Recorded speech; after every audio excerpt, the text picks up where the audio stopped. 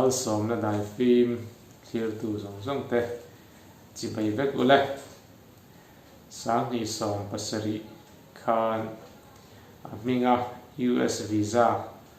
nei ve ta chu ka thian pa ne in lo turin kan zukal thavele roya rin ai takin in lo na tur kha lo wanga Vanessa min ka thian pa in Boston anau hena na thu milam shil lau maya long le maya Boston dam chu ka vapan ta chuan tlong tak main na kanan thoka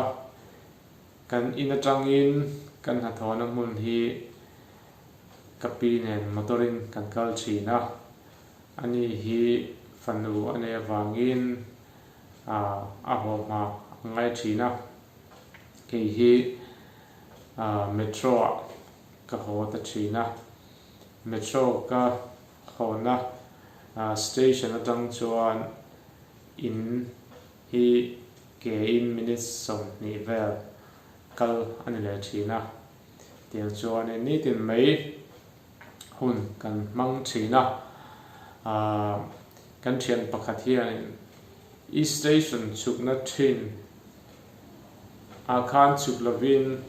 station top pera chukla chuanin minute som panga vel ke kala hian in hiron thleng me dona chuwang chuan I huni set thei zo kang min tia than don chu ka tia India sim card chokha ka manga khulaya USA sim card man chuan thatin kha bill dollar som thum vel choi ngai wang khan le lo khan ka oma wifi om na chawa khan ka phone kha ka mang thei chung awang chuan ina ka om lai khan GPS machine kal na kong USA chuan machine kal na kong le motor kong bi khi GPS in na san pai nan le ya chuan machine kal na kong bi kha kan screenshot ta char maya station to bera tang kan in thleng kha tin chuan tu kha chuan kan kal ta nidanga ka station chukna thina chuan chukta lo chuan station to bera chuan kan chuka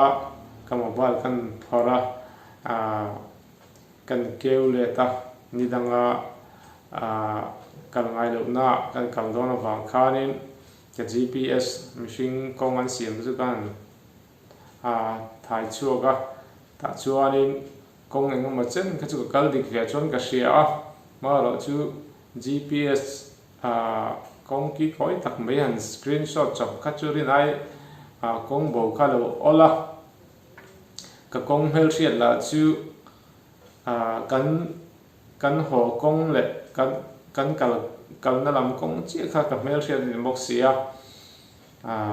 taxi kan zonga taxi lo mai si motor mai si lawa tiang chuan Uber te la han call don in la Indian sim card ka chon call thei si lawa tiang chuan kong kha ka bo thui ta khom maya mi te kan zot vela kan house number te kan street ming te kha kan zota heta uncle ro min tia an ni ho po hi vai ho ang hian an ris wai ve de thawin ka sia tiang chuanin da ka ni va zat mai kong ka bo hnu chuan ni dang ka chukna thin ka station ka ka ba fu ta lo maya kan long khop maya zan lo tlai to ni danga ke mong cha nga minute som hi vel kala ka thlen na thin kha tlan char maya minute som vela khan in ka va thleng ta tlong takin kalom le maya hemi ka experience atanga kan thil hriat chu chu khovela hian kong bo hi alo van shom ti le kong dik hriat hi alo van nuamin alo vatlu em ti kha min hriat chuatira helai hian luka bung som pakua chang riata hian tin zakaya chu adinga lalpa hena chuan ngai te lalpa kasum zat ve pacheta hena ka pe anga tin tu laka po thil eng po lo hleb ru ila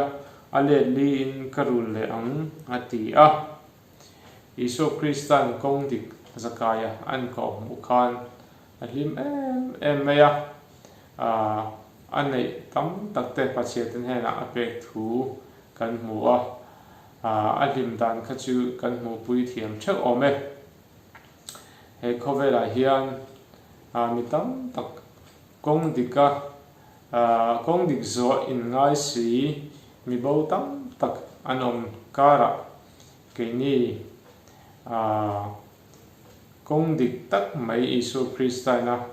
min ko mu hi voina hian kan van nei zia le hlim bik tur kan ni ji voina hian in sha chuk thar leng uti in kain som dua tin he khovel chato tak mai hian voina kong dik mu te hi midang te ai hlim tur le lom tur kan ni ti hi in tha thar leila Isu Krista lo ka le huna chuan he kong dik